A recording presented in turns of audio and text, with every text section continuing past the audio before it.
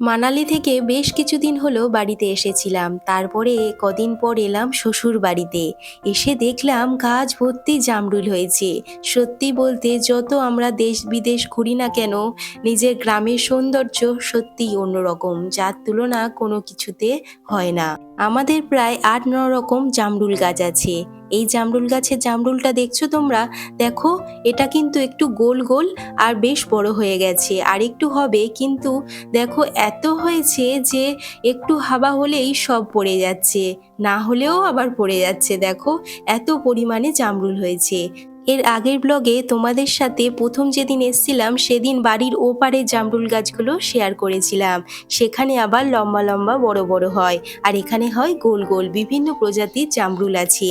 আর এই যে ছোট কলমের আম গাছে এত পরিমাণে আম হয়েছে, আর আমের সাইজগুলো বেশ ভালো। দেখো, আমগুলো একটু লম্বা লম্বা, দেখতে বেশ কিউট লাগছে। কি সুন্দর ঝুলে আছে দেখো গাছের মধ্যে।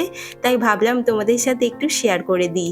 এরপর যাব আর একটা জামরুল গাছে। তো সেখানে জামরুলটা আবার আরেকটু অন্যরকম। আর এখানে তার আগে দেখো, আমাদের 12 মাসে আম গাছে বোলও এসছে, আমও হয়ে আছে। এই আমটা 12 মাসে ভেবে তোমরা আবার ভাবো না যেন আমটা খুবই টক। আমটা সত্যি বলতে খুবই টেস্টি, গন্ধটা খুব সুন্দর আর খুবই মিষ্টি। মানে 12 মাসে আম গাছে এই ধরনের আম খুব কমই দেখা যায়। এরপর চলে এলাম অন্য একটা জামরুল গাছে। এই জামরুল গাছটাতে আবার এত পরিমাণে হয়েছে যে মানে ধরে রাখতে পারছে না। গাছের ডালগুলো দেখো কিভাবে ঝুলে পড়েছে।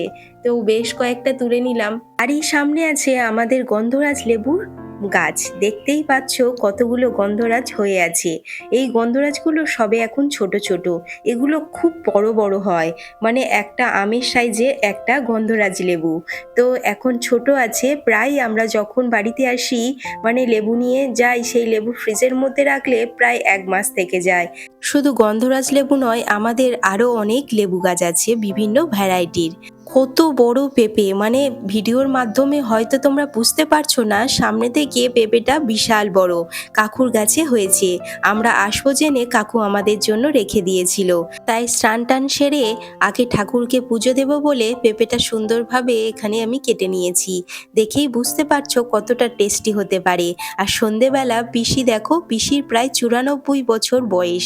পিসি এখানে বাদাম ছাড়িয়ে দিচ্ছে আর বাবা খাচ্ছে। ভাই বোনের এরকম মিষ্টি মধুর সম্পর্ক ভাবলাম তোমাদের সাথে তুলে ধরি। দেখে তো বেশ ভালো লাগছিল। তারপর আমরা নদী পেরিয়ে আবারও আমরা যেখানে থাকি সেখানে চলে এলাম। দেখতেই পাচ্ছ ভ্যাসাল ঘাটে আমরা পৌঁছে গেছি। আজ আসি।